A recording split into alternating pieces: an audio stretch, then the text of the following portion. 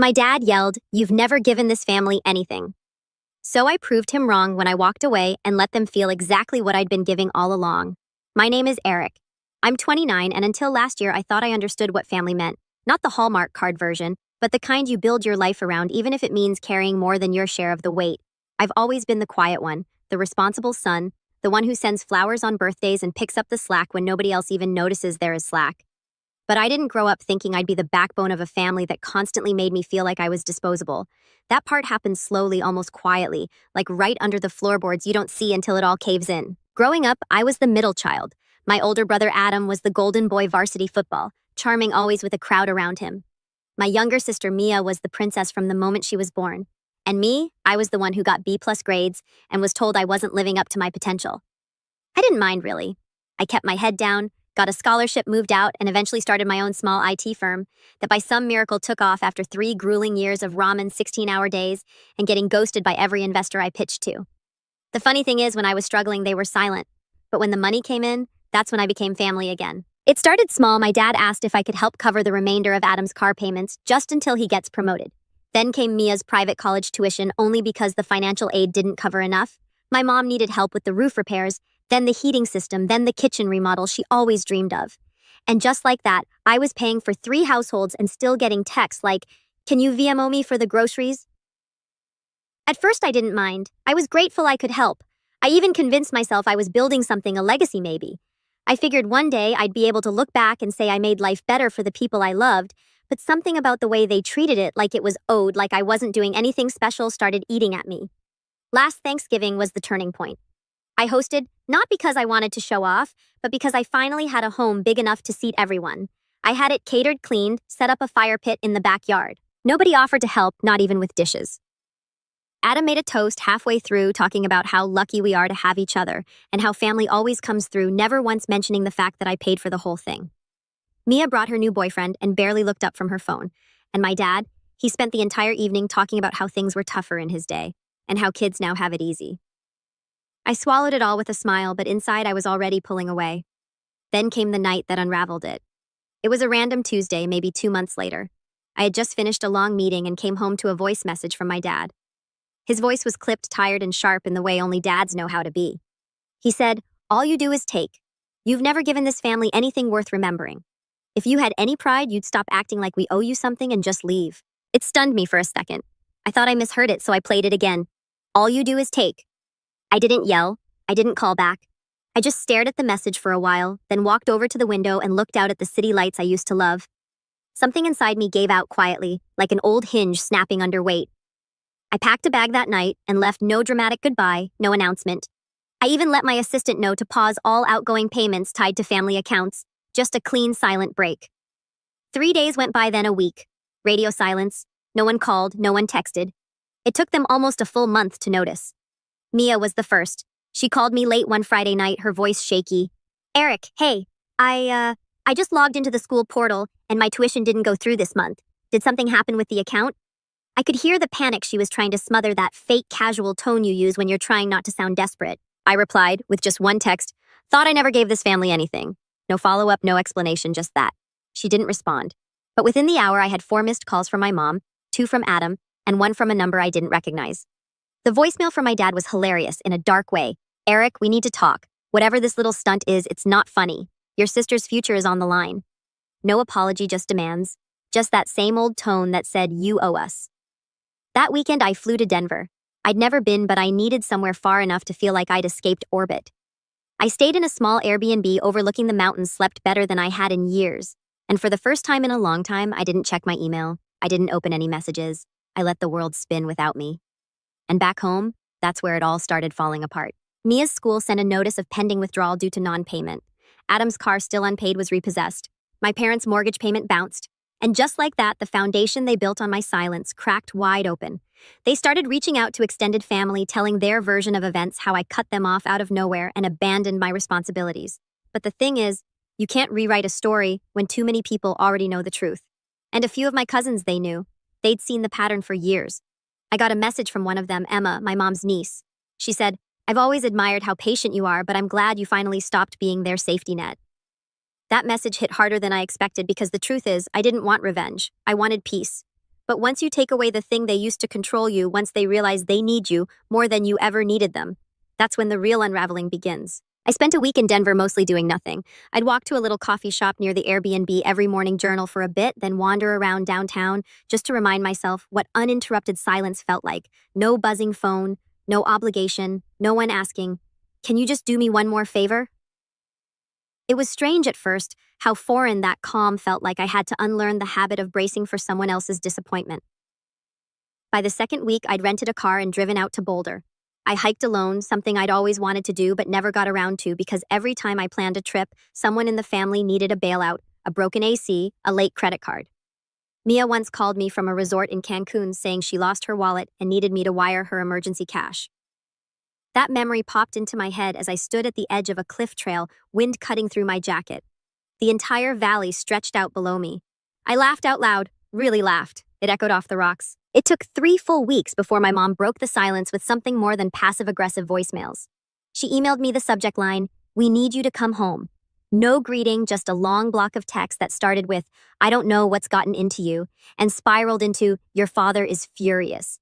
Then, "We've done so much for you," and ended with, "Family doesn't abandon family." I stared at it for a long time. Family doesn't abandon family, except they did every time they made me feel like a debit card with a heartbeat.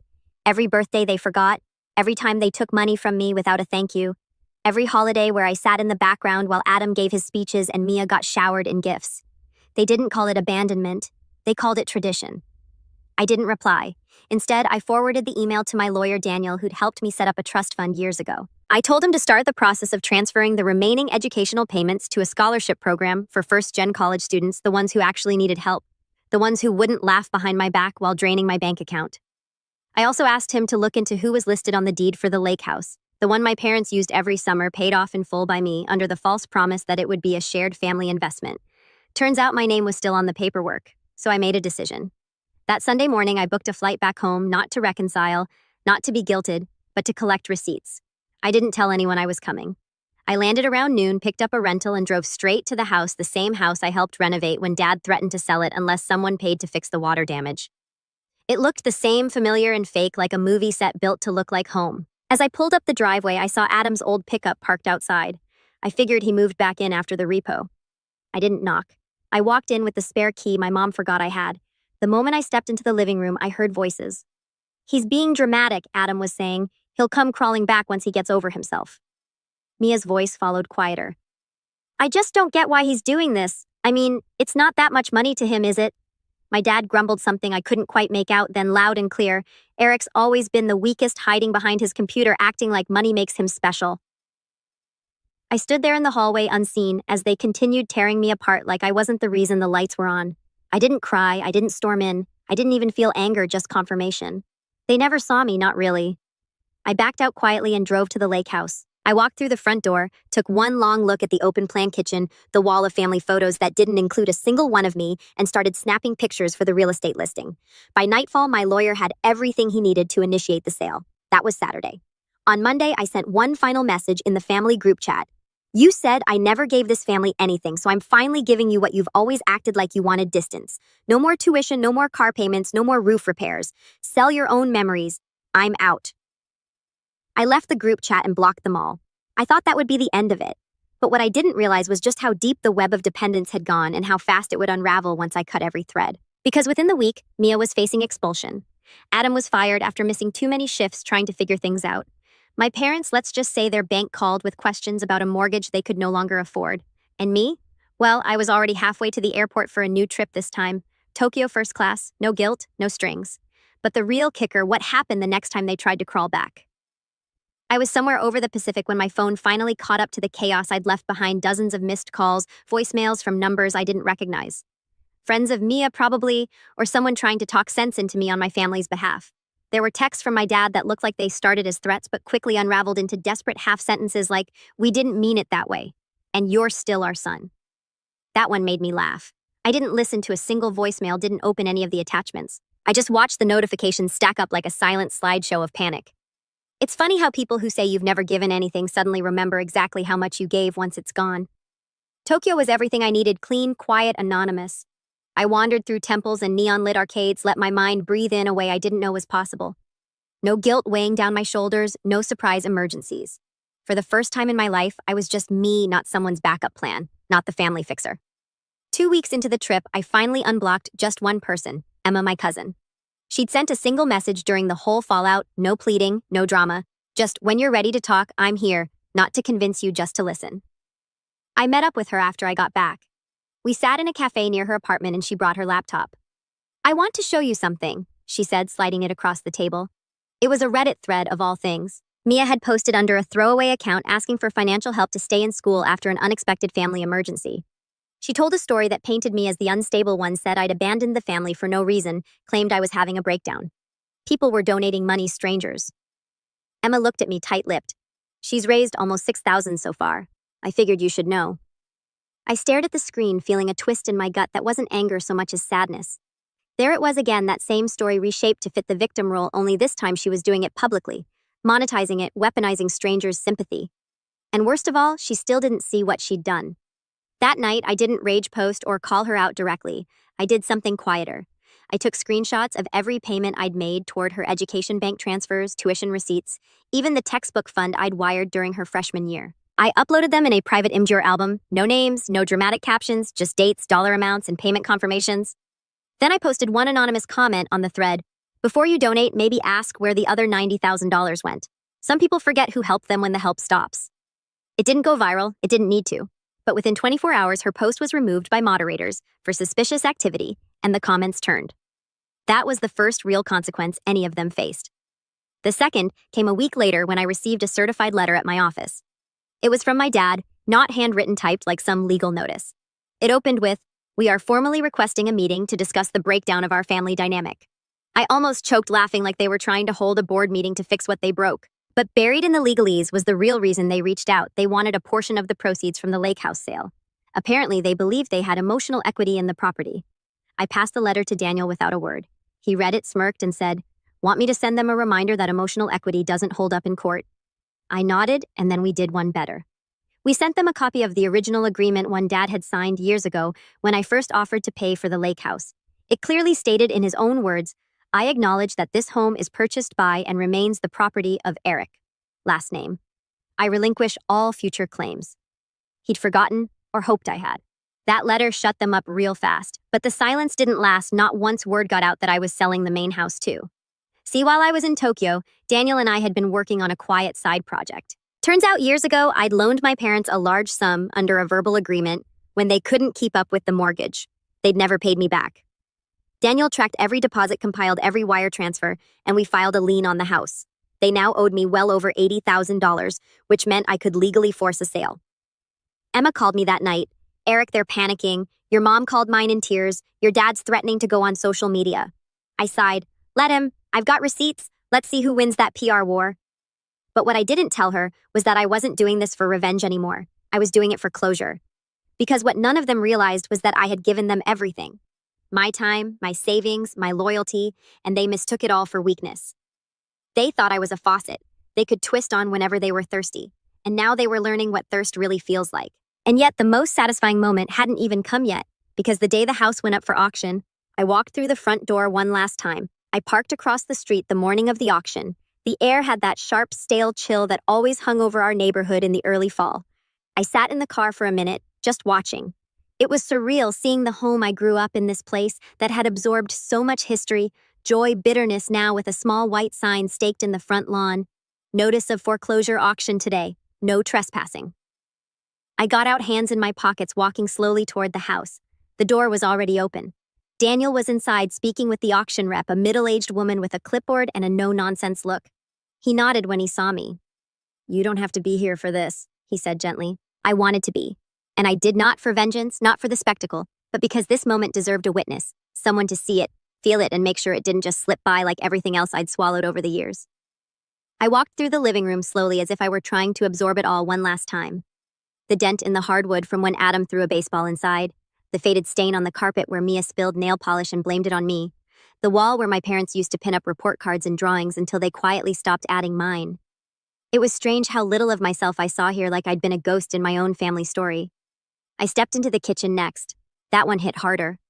I remembered late nights helping Mom prep for holiday dinners, scrubbing dishes while she pretended not to hear Dad ranting in the other room laughing with Emma over burnt pies and undercooked turkeys. And now it was just a kitchen, a box of walls, and forgotten effort. There was a photo still on the counter, one of the entire family, taken 2 Christmases ago at my expense. I remembered paying the photographer's deposit the matching outfits they insisted on, and how they cropped me out when they posted it online. I picked up the photo, looked at it for a long moment, then turned it face down. By noon, a few cars had started to arrive, a couple of serious bidders, some curious neighbors, and then finally, my family. They pulled up in Dad's old Chevy, all packed in like some twisted family road trip. Mia got out first, her face blotchy, red-rimmed eyes behind oversized sunglasses. Adam followed, scowling clearly here just to play enforcer. And then my parents. Mom looked worn down, 10 years older than the last time I'd seen her. Dad, well, he still walked like he thought he owned the ground. He spotted me instantly. "Eric," he called out, voice low and bristling. "We need to talk now." I didn't move. He strode up at him, having stepped behind him like a shadow. "You're really doing this," Dad said. "You're going to humiliate your own family over what exactly? Some perceived slight." I looked him in the eye for the first time in years. "It's not a slight," I said calmly. "It's a pattern, and it ends today." "You ungrateful little," he started, but I raised a hand. "Don't. Just don't." Mia joined them now, her voice cracking. "I'm going to lose my scholarship because of this. I had to drop 2 classes already. Why are you doing this to us?" I turned to her. "I paid for your first 3 years. Every tuition bill, every textbook. You never said thank you. Not once. Instead, you let them convince you I was the problem." "I didn't," she started. "You posted online that I was unstable," I said, pulling out my phone. "You lied to strangers for money, and now you want sympathy." Her face crumpled. Mom finally spoke. Her voice was a family, Eric. "Families don't do this to each other." "No," I said, "families don't take like this. You took everything, my time, my money, my trust. And when I stopped giving, you called me selfish." The auctioneer's voice rang out, then sharp and professional. "We'll begin the auction in 5 minutes. Dad looked around, suddenly less sure of himself. "You can't do this. You wouldn't even have this house if it weren't for us." "You're right," I said, "so I'm taking it back." They stood there, rooted to the driveway, helpless for the first time in years, and I walked away. The house sold within the hour, a retired couple from out of town looking for a place near their grandkids. They paid in full. I signed the paperwork, handed Daniel the keys, and never looked back. 3 weeks later, the moving truck arrived. My parents tried to fight it, claimed they had rights. But the court order was clear. They had 30 days from the date of the sale, no exceptions. They didn't even pack everything, just grabbed what they could and left the rest in piles, years of clutter, boxes of old trophies, broken appliances, forgotten memories. One of the movers found a journal of mine tucked in a box labeled junk. It was from high school. I flipped through it. Every page was full of goals: get into college, start a business, buy a house, take care of my family. Funny how none of those dreams ended the way I thought they would. I donated the furniture, trashed the rest. Emma helped me close out the estate. She was the only one who stayed neutral through it all, and the only one I trusted. When it was over, she hugged me for a long time. "You did the right thing," she whispered, "even if it doesn't feel like it yet." And she was right. It didn't feel good, not in the traditional sense.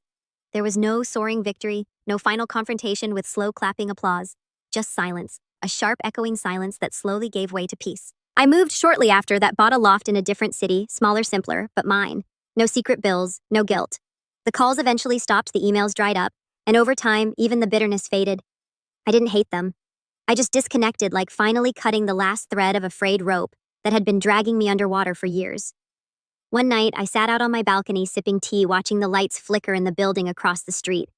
I thought about that last Thanksgiving, about the toast Adam made, about the way they all smiled like they were in a commercial, completely unaware that the glue holding them together was cracking. And I realized something: they were never really a family. They were a system that only worked as long as I stayed silent, stayed useful, stayed small. And now they had to learn how to stand without me. I got a message, a few months later, an email from Mia. I don't expect a response. I just wanted to say I get it now and I'm sorry. I read it twice, then once more, and then I archived it, not out of spite, but because I no longer needed closure from them. I already had it from myself, and for the first time in my life, that was enough.